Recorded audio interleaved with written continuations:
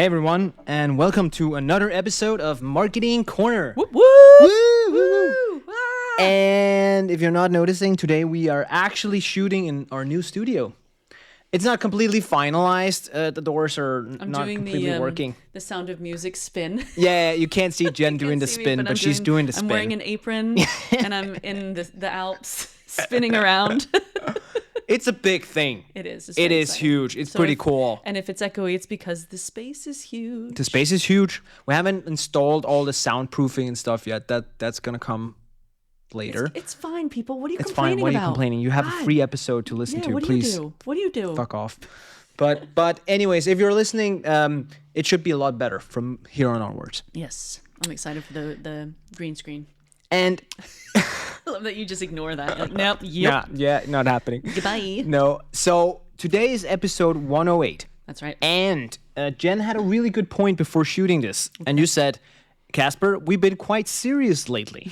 There's been a lot of serious episodes. And let's be honest, the world has been very serious lately. Yeah, there's a lot of stuff going on, right? So we thought, let's do a one that's a little bit less serious, maybe.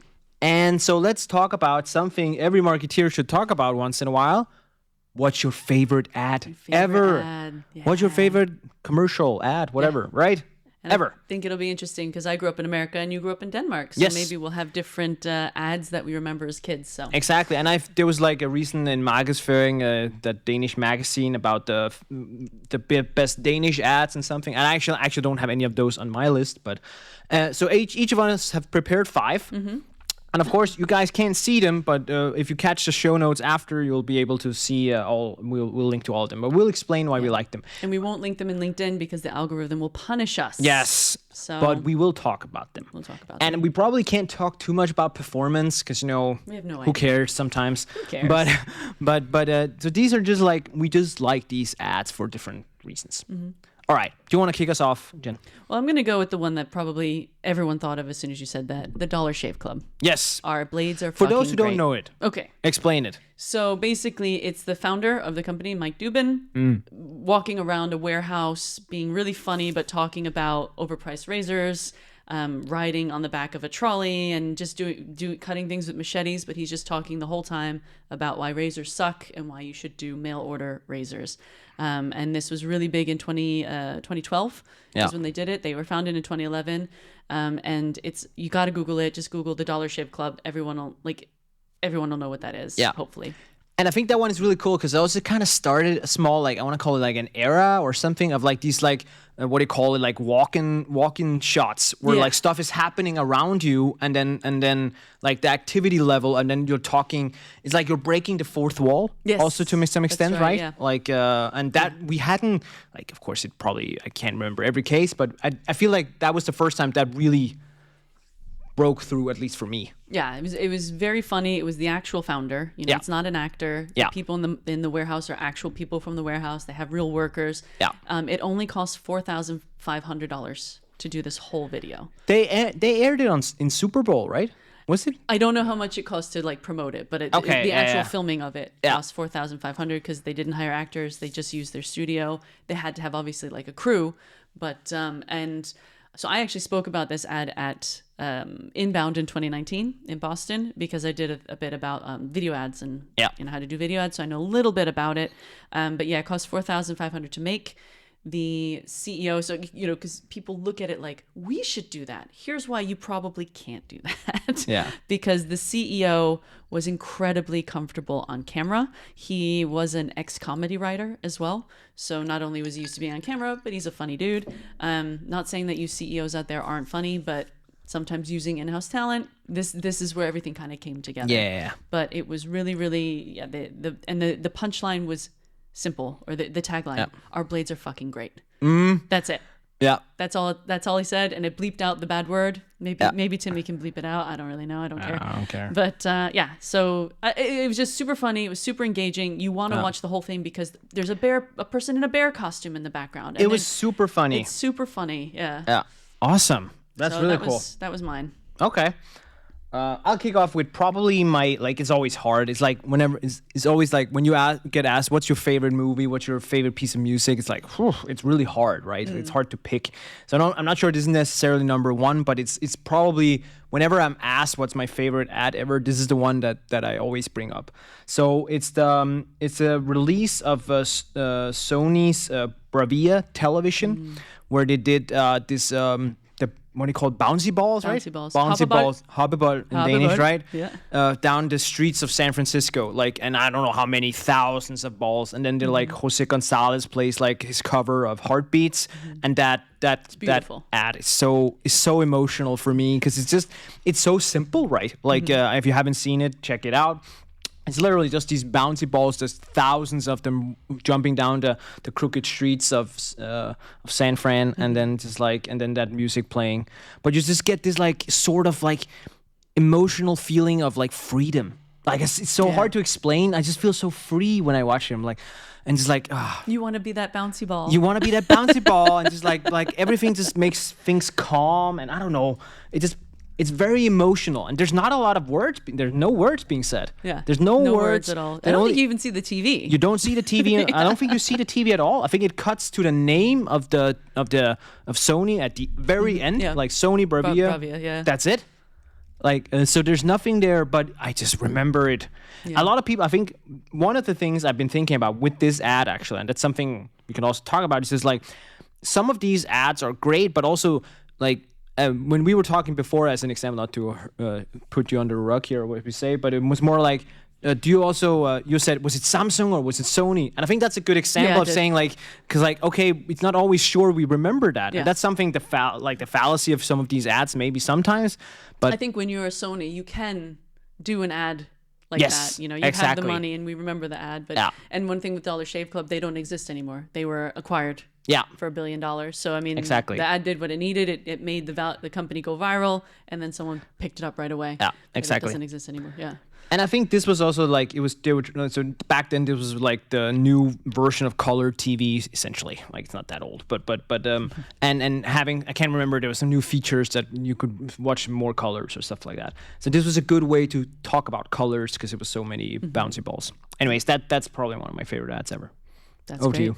Over to me. Okay, so I'm going to go more towards like emotional, empathetic, but I really got a lot out of the Dove ads, and I don't know if they aired in Denmark. Yeah, they did, but probably not that version. Yeah, so we had, it's basically about like beauty standards and how beauty standards for women and women are basically their biggest critics. Yeah. So it talked a lot about inner beauty, and it was like women on camera just asking them if they thought they were beautiful, and like these women are like, you know, and I don't know, it just, I think for a lot of women out there, you can kind of relate, and I think it played nicely into the Dove brand, which is like very basic, very classic, sort of, but it reframed beauty as perception and how you look at perception rather than being perfect. So there's something, I don't know, maybe the women out there probably resonates more with them than maybe the men, but it was one of those that it's not funny, it wasn't entertaining, it was like, that's how I feel, you know, and it like touches you emotionally. So I think it was the Real Beauty ads from Dove I put up there. Those are great. I've seen those, and those, again, it's emotional, right? Because there's more like, there's a deeper point to it, right? And one of them that I think maybe really stuck out is there was a forensic artist was drawing the women and was talking about, oh, she has a beautiful nose, or she has this, and then they would have the woman describe herself, and she's like, I have a horrible nose, and it was just so how you perceive yourself one way, and so it was just very nice. It touched on it pulled on the heartstrings a little bit, and that's also very effective in definitely, a campaign, right? Definitely. Yeah. Over to you. Yeah, what's your number I 2? think this one actually also. So this is a Super Bowl ad. I think it's 12 years old now or something. It was Volkswagen. They did a Super Bowl ad where. So there's this kid who walks around dressed as Darth Vader around the house, and he tries to use the Force to activate things. I'm a big Star Wars fan, if people didn't know. Nerd. Huge nerd. And then he goes around, and this kid tries to use the force, and none of the stuff reacts, right? Like the TV doesn't react, the bookshelf doesn't react, all this kind of stuff doesn't react. And then he goes out, and he's like kind of depressed because he doesn't feel like he's using the force. And then he does one more time and does to the car, and then it lights up completely, like, and then he's like, "Oh, I'm so cool, Dad! Look at me, look at me!" And then it's just the dad who's standing with without the kid seeing that activated the car with the remote, right? Yeah. And I think that was just like, as a dad myself, just like that emotion of like this empowering someone else, like, "Hey kid, you got this. You can use the force and stuff like that." Just meant it's totally something you would do for your kid. I would do that for my kid in a heartbeat, right? And I would never tell him I did it. My daughter does a lot with she's really into Frozen, Frost, and she'll kind of do that with her hands, and then we freeze. Can you unfreeze me now? And she gets the biggest kick out of it. So anything that makes kids like think they have superpowers, it's it definitely hits the mommy daddy button. It's just great. I didn't, that one made me so happy. So so that's one of my favorite ones. Sweet one. Yeah. You seeing your sweet side. Yeah, I have one somewhere. It's in there. No. Mine, this one's from the 90s. Yeah. I don't know if it made it into outside of America, probably did, but it's the Got Milk. Yeah, those are great. So those were really great. Good. And that played on urgency, right? Because how many times have you gone to make a coffee or have a bowl of cereal and there's no milk, or it's gone off, so it's like Got Milk. But then that kind of bled, because I had like a recovered memory, but the milk mustache. Yes. And just seeing that, and I think that was just such a great visual. Like, you didn't even have to say anything. You just show a picture of someone with a milk mustache or just the sign Got Milk. And that was from 1993, actually. And it didn't sell on the benefits of having milk. It's like, what is it like when you don't have it? And playing up on that. So I think that was really good. And it was the milk mustache was just like very synonymous with milk, right? Yes. And you didn't need any words. It just was very powerful, like the way it all came together for a full campaign of buy milk. 100%. No, totally agree. That was I remember those. Iconic. That was really iconic, right? I have another Super Bowl ad, but I'm gonna take a Danish example first, and then we'll go back, just because going back and forth is a bit more fun. So this one is more like, I think you can find them abroad, I guess, but it's more like a Danish thing, because it's a company, Ferne Branca, which is like a drink, alcoholic. If you ever had Ferne Branca, you're not missing out. No hard feelings. It's awful. Yeah, it's not. Like, sometimes so I have to admit, like, beyond all the good branding and stuff, like, I don't who even drinks Ferne Branca willingly. Like, who drinks it beyond when you are at 4 a.m. and you reach that point of the night where it's the only thing left, or like you are so drunk at that point that it's like, okay, this seems like a great idea. You're out of hand sanitizer. You're out of shoe polish. It's not for me. Let's put it that way. It's for some people. And if you're from Ferne Branca and listening to this, please send me a bottle. Maybe I'm wrong. Yeah, we'll take sponsorship. We'll try it out again. But anyways, Ferne Branca has for many years had this sentiment, or like had this like slogan called "Life is bitter." Because it is a bitter, like Ferne Branca. And then they started playing with it. I can't remember, this is many years ago, and they've been kind of rolling with it for many years now. But then, so as an example, here's an ad. They when they do these like billboard ads, they like, the odds of you being struck by lightning when buying a lottery ticket are greater than your odds of winning. And then just like, Ferne Branca, life is bitter. And it's like, everyone's just like, fuck yeah. It's playing up to the fact that it's not great. No, it's not great. Right? And I love them. They're so good. There's so many good examples, right? Like, so many good examples. So that's one of I love those ads. Those I think they're really funny. And it's also like it's it's a very forgiving concept. Like, as a marketeer, because like I feel like I'm not a copywriter per se, but like once you come up with this concept, the world is your oyster. Yeah, like you can just be like limitless. Yeah. Like getting second at Super Bowl sucks, but like or something you can play around with it. Like, life is bitter, right? Yeah. You can play with so many themes, or getting tariffs or whatever. Like, shit, sorry. Don't mention the tariffs. I won't mention tariffs, but.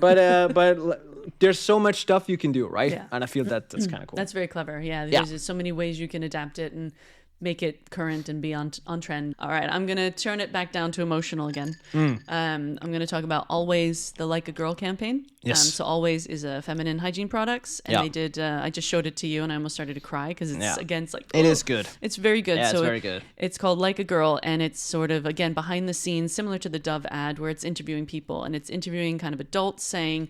how do you run like a girl? And it's people kind of now run like fight like a girl, throw like a girl, and they're kind of making fun. And then they interview sort of 10-year-old girls saying, what's it mean to run like a girl? And they're just running like normal. Yeah. And they're like, what does it mean to run like a girl? Run as fast as you can. Yeah. And it just shows like how, and then it asks like, when did saying something, what was it? When did doing something like a girl become an insult? Yeah. And I think, again, maybe this is more for women, but it was just literally like, oh, yeah, man, what does it mean to hit like a girl? I'll show you what it means to hit like a girl. Yeah, and that actually leads me to my first entry into Denmark. Okay. I didn't get in trouble, but I was in DR for causing a Twitter shitstorm. Really? Their words, not mine. Similar to Like a Girl, because it was Oddset. Oddset DK is a betting company here in Denmark. Yeah. And they had this billboard out in front of where I lived. I lived near a kiosk. Yes. And it was a woman with a black eye and like a boxing helmet. Yeah. And it said, hit the mark on Boxing Day. And it was a woman with a black eye. And I just saw it, and I remember thinking, wow, I remember those. And I was like, whoa. They got a lot of shit for that one. I took a picture of it, and I literally it was like my first week in Denmark. I think I was still staying in an Airbnb. And I put it up on Twitter when it was Twitter, and I said, I translated it, and I said, does anyone else think this ad is fucked up? That's all I did. I didn't even tag the company. No. It had thousands of engagements, and it got picked up by Danish media, where it was my thing. And what was scary was so many people were like, it's just an ad. And I was like, yeah, but like the demographic is men.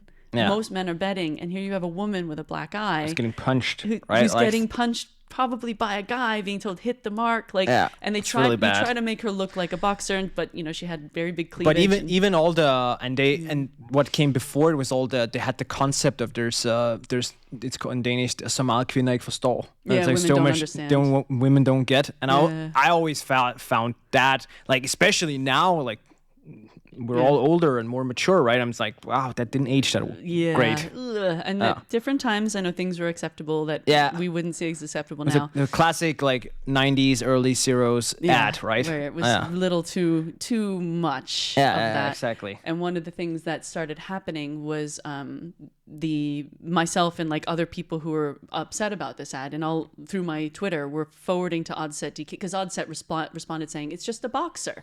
Yeah. And so everyone said, this is a female boxer. And they started flooding the feed with pictures of professional women boxers, who look like they're boxing. And it's okay to have a black eye if the other person has a black eye, And that just reminded me of the Like a Girl campaign of like, this is what it looks like to fight like a girl. And then there's like Ronda Rousey or whatever, who's like Ronda Rousey, Rousey, who's like a professional boxer. Like that's fighting like a girl. That's good. So that's a really good ad. I think you should Google it. And as a mother of a daughter, and you have a daughter as well, like I never want them to think being a girl is an insult. So I love it. I like that it calls it out. Good example. Yeah, it's a good ad. It's a good campaign. Good campaign. Yeah, not just an ad, a full on exactly campaign. Right. Yeah. All right. Over to you. The next one is another Super Bowl ad, and it's funny because like for some of my clients, if the clients are listening, they will know that I've brought this one up quite a few times. But it's a Super Bowl ad that it's very old. It's like 18, 20 years old now or something. So it's quite a few years. But it's called Office Linebacker by Terry Tate, and it's not like the other day I mistakenly said Andrew Tate. It's not that guy. God, first tariffs, then Andrew Tate. I know, what are you turning this podcast into? I know. But it's so funny. So I think it's actually, and this is kind of like this just proves the point. I think it's a Reebok. It's a Reebok commercial. Okay. Yeah, but the whole concept is so funny. So it's this guy called Terry Tate. He used to play in the NFL, and then he goes around and tackles people at the office if they don't do, like, if they forget to fill up the coffee machine, or if they forget to close the printer or close the door to the toilet or whatever stuff people do at the office all the freaking time, and then they insert him to increase productivity. And it's just hilarious because this guy's just walking around tackling people because they don't, I don't know. I think the idea of the concept, because like there's this like whole, like the whole concept is just like optimizing things and things you can do to optimize. This is probably not what you need to do to optimize, but there's so many things people keep doing that are stupid, and that's just fun. It was really funny. That's great. No, I think a lot of people can relate. Yeah, it is. It's hilarious. Refilling the chocolate milk, for example. Yes, we don't have chocolate milk at the office right now. Casper's having a really tough time, you guys. It's like a bit of a deal breaker. Milk. Send chocolate milk quick. Yeah, please, help please. Okay, I'll do my last one. Yes. And this one is pretty iconic, if I do say so myself. But I'm a Mac, I'm a PC. That's series. Great. I thought those were so funny. There's a lot to pick from. They're 66. Apple have done a lot. Apple have done a really great job, and I think it plays very well into Apple's ICP. And that's what, Apple is for the design people, the cool people, and where I work now, so many people, not that they're not cool, but where I work now, so many people are in like Excel and and they all have PCs. Yes. And then the marketing person comes in and I'm like, I want a Mac because I don't know how to work a PC anymore. I had to use your computer once and I was like, I don't understand. Do I press this button? Is it this button? Is it this one? Does this work? But I love that they had, and so it was 66 episodes over 4 years, and it was Justin Long, if you remember. I remember like Justin Long.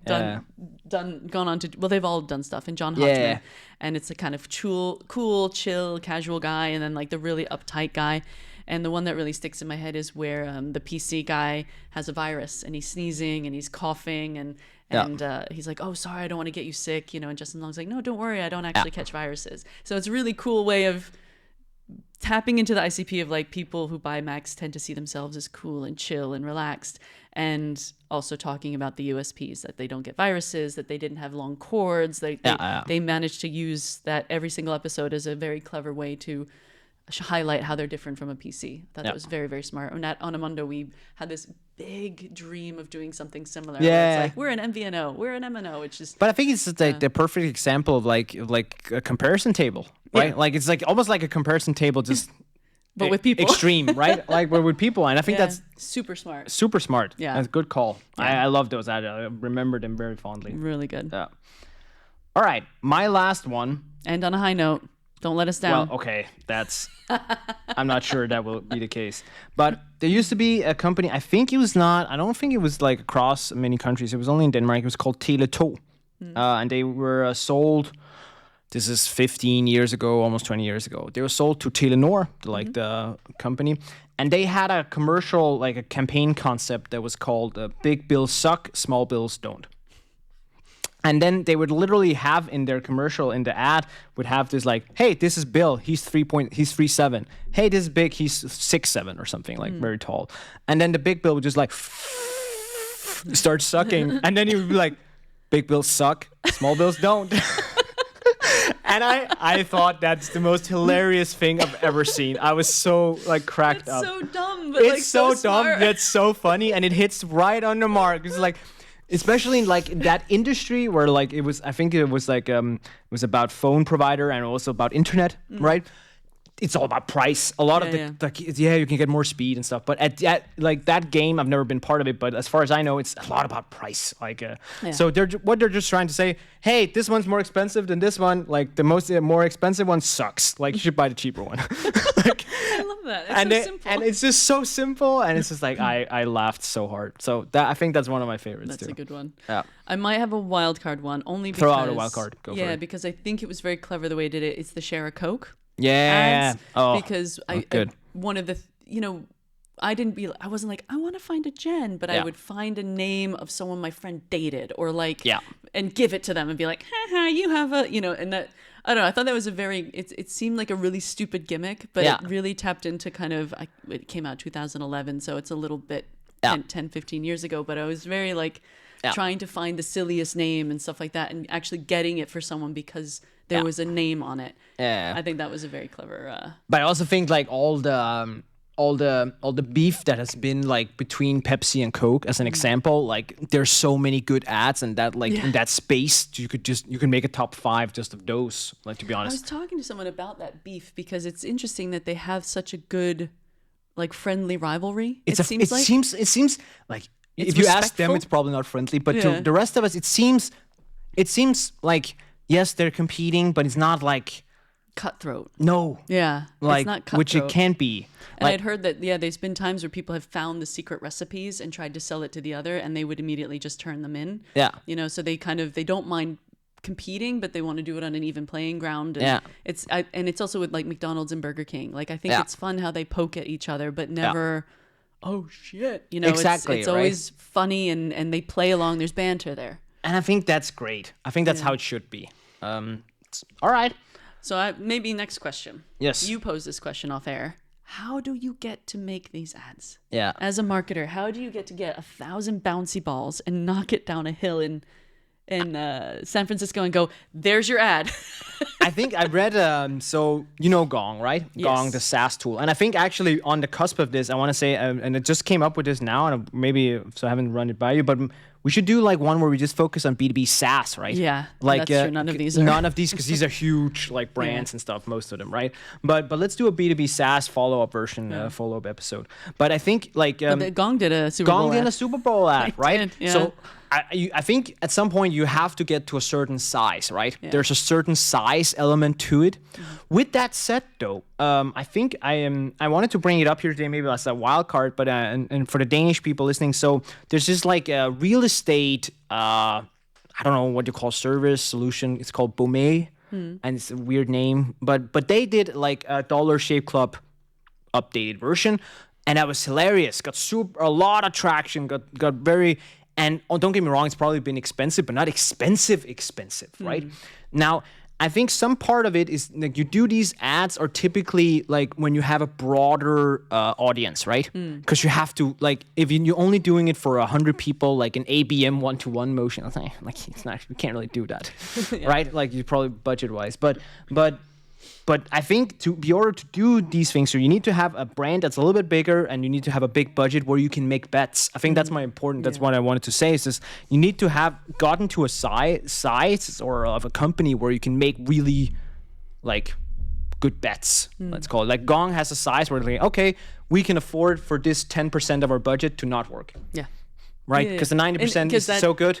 Yeah. The last 10%, let's do something crazy. Fun. Yeah. And that's enough. Because if you do that when you're 10-man startup, 50-man startup, the 10% craziness won't get you far. No, that's what I was going to say. One of the things I often do is I save 10% for experiments, for trying new things. But if your budget is 50 grand, you know, a year, that 10% isn't going to get Doesn't get you that far, right? But then I guess if you're a Coca-Cola, a Sony, that 10% is actually going to be a really huge Super Bowl ad, right? Exactly. Yeah.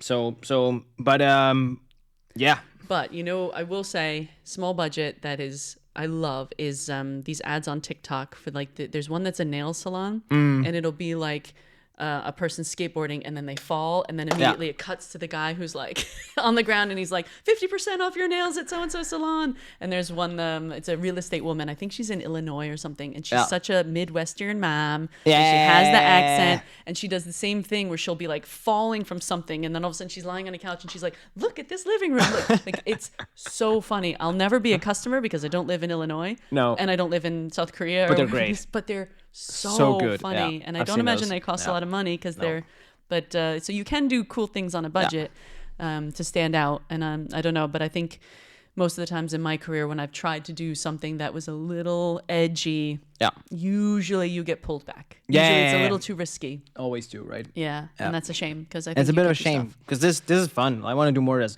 I do as an agency, we get to do more of this stuff. We don't do a lot of the TV commercial type of ads yet. You did a horror movie. Yes, we have done something, and we're starting to creep in on it. And I'm so ready. You did the Office Open. Yeah, we've done a few fun ones. There's more coming out. Let's wait and see. Okay. But yeah. It's good to be the boss. Yeah, exactly. You get to call the shots. You get to call the shots. We're making a horror movie. All right. Cool. We're running out of time. We are running out of time. Thank you guys for listening. And tell us your favorite ads. Exactly. Yeah. Tell us your favorite ads. What are the ads you remember? What are the ads you love? Please. What made you want to become a marketer? Oh, that Maybe hit that's a whole right. nother episode. Like, yeah, that's a whole nother episode. Because I wanted to get out of customer support. Surprise. I wanted to get out of sales. Telemarketing. All right. Cool. On that note, thanks for listening, folks. And see ya.